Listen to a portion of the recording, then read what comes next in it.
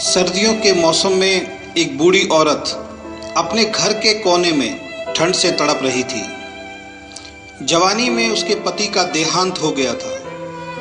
घर में एक छोटा बेटा था। उस बेटे के उज्जवल भविष्य के लिए उस माँ ने घर घर जाकर काम किया। काम करते करते बहुत थक जाती थी, लेकिन फिर भी आराम नहीं करती थी।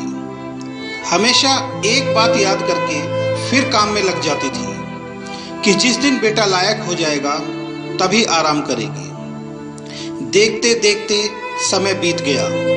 माँ बूढ़ी हो गई और बेटे को एक अच्छी नौकरी मिल गई। कुछ समय बाद बेटे की शादी कर दी और एक बच्चा हो गया। अब बूढ़ी माँ बहुत खुश थी।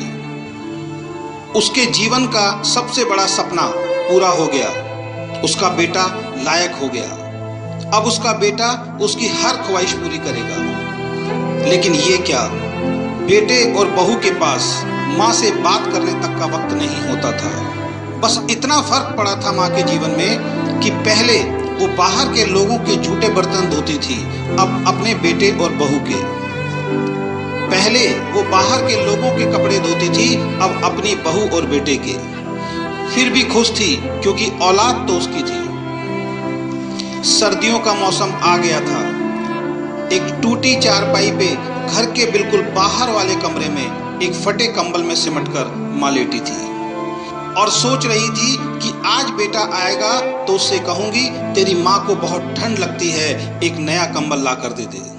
शाम को बेटा घर आया तो माँ ने बोला, बेटा ठंड बहुत है, मुझे बहुत ठंड लगती है।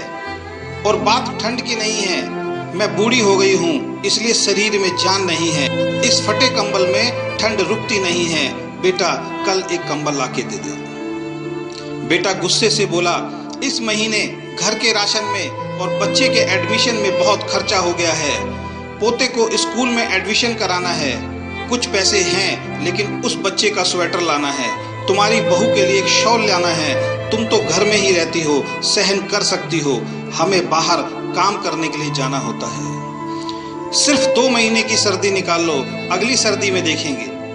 बेटे की बात सुनकर माँ चुपचाप उस कंबल में सिमटकर सो गई। अगली सुबह देखा तो माँ अब इस दुनिया में नहीं थी। बेटे ने सबको खबर दी कि माँ अब दुनिया में नहीं है। सब रिश्तेदार, दोस्त, पड़ोसी इकट्ठे हो गए। बेटे ने माँ की अंतिम यात्रा में कोई कमी नहीं छोड़ी थी। माँ की बहुत बढ़िया अर्थी सजाई थी, बहुत महंगा शॉल माँ को उड़ाया था। सारी दुनिया अंतिम संस्कार देखकर कह रही थी, हमें भी हर जन्म में भगवान ऐसा ही बेटा मिले। मगर उन लोगों को क्या पता था कि मरने के बाद भी एक माँ ठंड से तड़प रही थी, सिर्फ एक कंबल के लिए, सिर्फ एक कंबल के लिए। दोस्तों, अगर आपके माँ बाप आज आपके साथ हैं तो आप बहुत भाग्यशाली हैं। आज आप जो भी कुछ हो वो उन्हीं की मेहनत और आशीर्वाद से हो। जीते जी अपने माता पिता